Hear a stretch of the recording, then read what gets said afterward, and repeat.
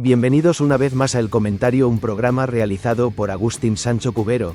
Este programa está disponible en YouTube y en las principales plataformas de podcasts.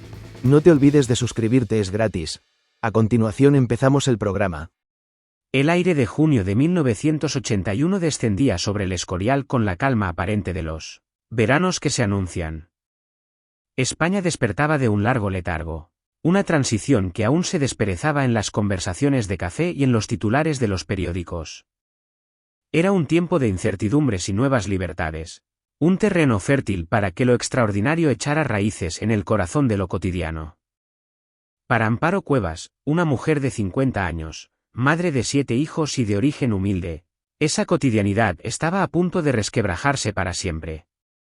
Su vida, hasta entonces un tapiz de puntadas modestas, de trabajo como empleada de hogar y de las preocupaciones comunes de una familia numerosa, se vio sacudida por un temblor que no era de este mundo. O eso fue lo que ella contó. Todo comenzó no con un estruendo, sino con un susurro interior, con unas llagas que se abrían en sus manos, en su frente, en sus pies, estigmas sangrantes que ella ocultaba con una mezcla de pavor y vergüenza. ¿Qué significaba aquella tortura que florecía en su carne los viernes? En la pequeña vivienda de San Lorenzo de El Escorial, su marido, Nicasio Barderas, un hombre de campo, la miraba con una mezcla de extrañeza y preocupación. Amparo, que apenas sabía leer y escribir, no tenía respuestas. Solo sentía el dolor y una llamada que no comprendía.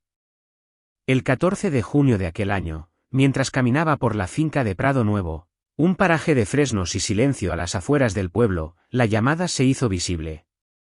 Sobre la copa de un fresno, según su testimonio, se le apareció una figura femenina envuelta en un manto de dolor.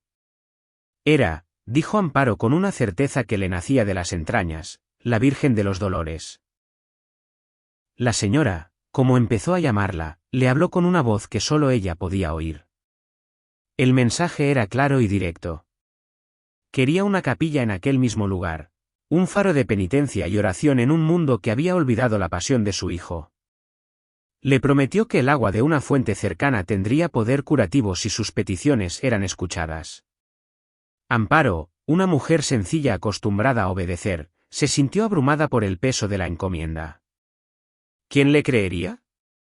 El cura del pueblo, don Pablo, fue el primero en escuchar su relato, y también el primero en mostrarse escéptico, temeroso de que aquello fuera obra del demonio o, peor aún, de una mente desquiciada.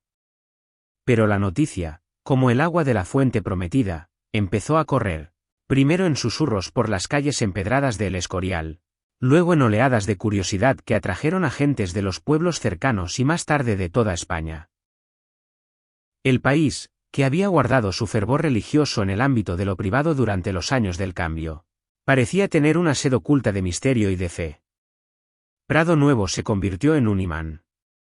Cada primer sábado de mes, una multitud creciente se congregaba alrededor del fresno, esperando. Y Amparo no los decepcionaba. Caía en éxtasis profundos, su cuerpo se volvía rígido, sus ojos se fijaban en un punto invisible sobre el árbol. De sus labios brotaba una voz que no parecía la suya, una voz grave y antigua que transmitía los mensajes de la señora. Eran mensajes de advertencia, de llamada a la conversión, de profecías apocalípticas sobre castigos y guerras si la humanidad no volvía a Dios. Hablaba del rezo del rosario como un arma poderosa, de la necesidad de la penitencia, de la construcción de casas de amor y misericordia para los pobres. La gente escuchaba en un silencio sobrecogido, algunos lloraban, otros caían de rodillas sobre la tierra húmeda. Pronto empezaron a circular historias de curaciones milagrosas.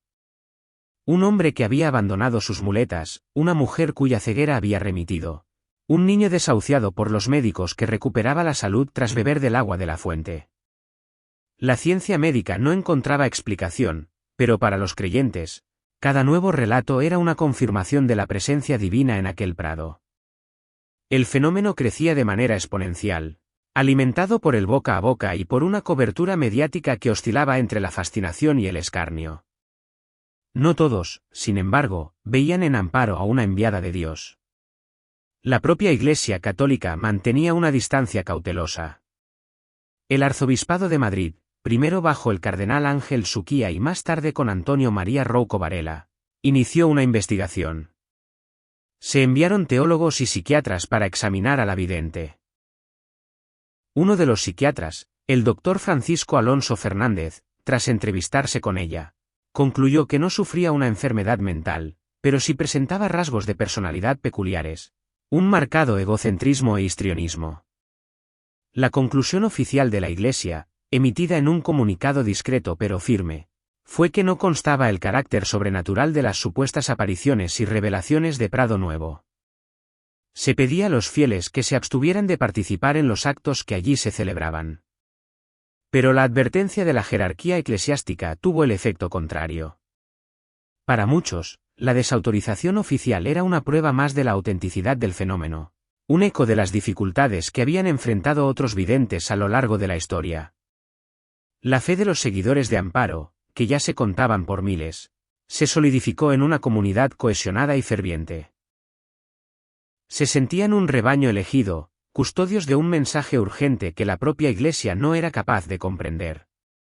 Alrededor de Amparo Cuevas se fue tejiendo una estructura cada vez más organizada. Un hombre clave en este proceso fue Miguel Martínez, el reparador de pianos para quien Amparo había trabajado como empleada doméstica. Se convirtió en su mano derecha, en el administrador de un movimiento que empezaba a gestionar enormes cantidades de dinero en forma de donativos.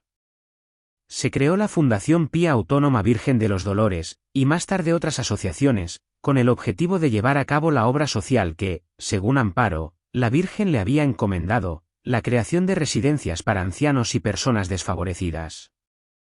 Estos centros, llamados Casas de Amor y Misericordia, se presentaron como la materialización de la caridad cristiana que se predicaba en Prado Nuevo.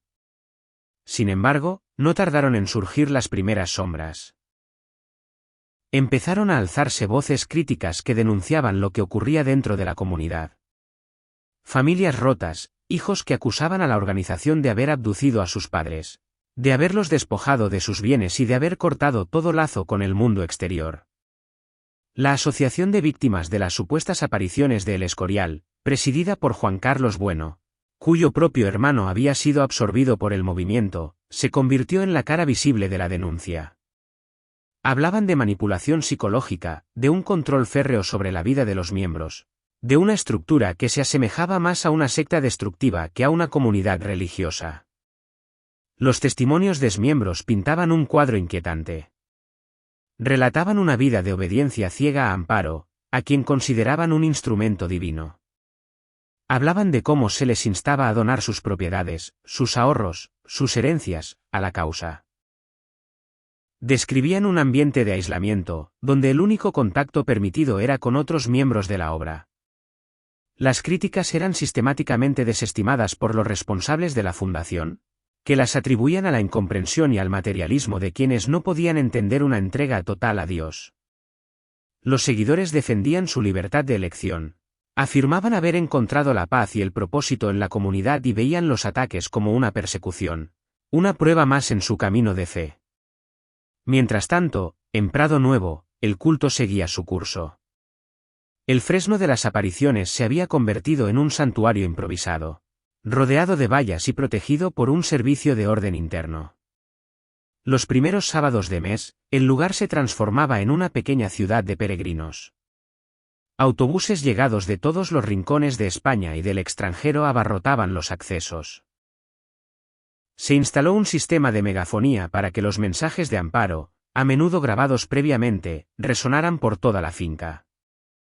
La voz de la vidente, en trance, describía con crudeza la pasión de Cristo, alertaba sobre la inminencia del fin de los tiempos y dictaba normas de conducta para sus fieles. La presión para construir la capilla prometida por la Virgen era constante. A pesar de la negativa de la Iglesia y de las trabas urbanísticas, la organización de Amparo no cejó en su empeño.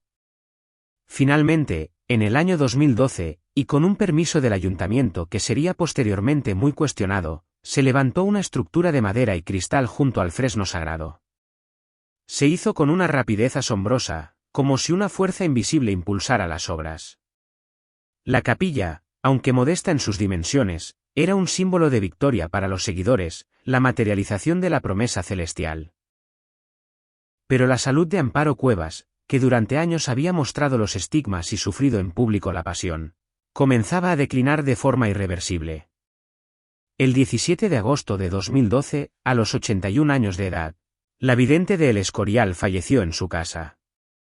Su muerte sumió a la comunidad en una profunda desolación, pero también reforzó su mitología. Su entierro fue un acontecimiento multitudinario que sirvió para inaugurar oficialmente la capilla. Su cuerpo fue depositado en un sarcófago de piedra en el interior del templo, convirtiendo el lugar en un centro de peregrinación aún más potente. Sin embargo, la muerte de la líder carismática abrió una nueva etapa de conflictos, tanto internos como externos. La batalla legal que la Asociación de Víctimas y diversos colectivos laicos llevaban años librando contra la capilla ilegal cobró un nuevo impulso. Los tribunales, tras un largo proceso judicial, dictaminaron que la construcción se había realizado sobre suelo rústico de especial protección y ordenaron su demolición. La sentencia fue recurrida, pero finalmente el Tribunal Supremo la ratificó. El 30 de enero de 2020, el sonido de las excavadoras rompió la paz de Prado Nuevo. La capilla, el sueño materializado de Amparo y sus seguidores, fue reducida a escombros en cuestión de horas. Los fieles que se congregaron en el lugar observaban la escena con una mezcla de impotencia y rabia, rezando el rosario mientras los operarios desmantelaban su lugar sagrado. Para ellos, era un acto de profanación, un ataque directo a la obra de la Virgen. Para los detractores, era el triunfo de la legalidad y el fin de un símbolo de lo que consideraban un fraude masivo. El cuerpo de Amparo tuvo que ser exhumado y trasladado a un cementerio. El legado de la vidente de El Escorial es un mosaico complejo y lleno de contradicciones. Para miles de personas, fue un faro de esperanza, un canal directo con lo divino que transformó sus vidas. Les devolvió la fe y les dio un propósito en las obras de caridad que la Fundación sigue manteniendo. Para otros, fue la cabeza visible de una peligrosa secta que se aprovechó de la vulnerabilidad de la gente, destruyó familias y amasó una fortuna incalculable en nombre de Dios. El patrimonio de sus fundaciones, compuesto por decenas de inmuebles, fincas y cuentas bancarias, sigue siendo objeto de litigio y controversia. La historia de Amparo Cuevas es un reflejo de las tensiones de una sociedad en transición, un espejo donde se miran la fe y la razón, la credulidad y el escepticismo, la necesidad humana de creer en algo más grande y el peligro de la manipulación. Prado Nuevo, hoy un prado casi desnudo con la única marca del fresno solitario, sigue siendo un lugar de peregrinación para un grupo reducido pero fiel. El agua de la fuente sigue manando, y la memoria de aquella mujer que dijo hablar con el cielo sigue resonando en el aire de la sierra, un eco persistente de un fenómeno que dividió a un país y marcó para siempre la historia de un pequeño pueblo al pie de las montañas. La verdad última de lo que ocurrió en aquel lugar, si fue un milagro, un engaño o una compleja mezcla de ambos, permanece envuelta en el mismo misterio que rodeó la vida y la muerte de la mujer que se hizo llamar el instrumento de la Virgen. La historia, como la fe, a menudo reside no en los hechos probados, sino en el relato que las personas eligen creer. Y el relato de la vidente del Escorial, con sus luces y sus sombras, es uno de los más poderosos y perturbadores de la España contemporánea. El sol sigue poniéndose tras el monte Abantos, tiñendo de oro y púrpura las cumbres que vigilan el monasterio, indiferente a las pasiones humanas que se desataron en el Prado. Pero para quienes vivieron aquellos años de fervor y controversia, el aire de El Escorial siempre llevará consigo el susurro de un mensaje que bajó del cielo o que, quizás, nunca salió de la tierra. Hasta aquí esta edición del programa del comentario, un programa realizado por Agustín Sancho Cubero. Este programa está disponible en YouTube y en las principales plataformas de podcasts. Hasta la próxima edición del programa. Muchas gracias. Dirección y realización Agustín Sancho Cubero.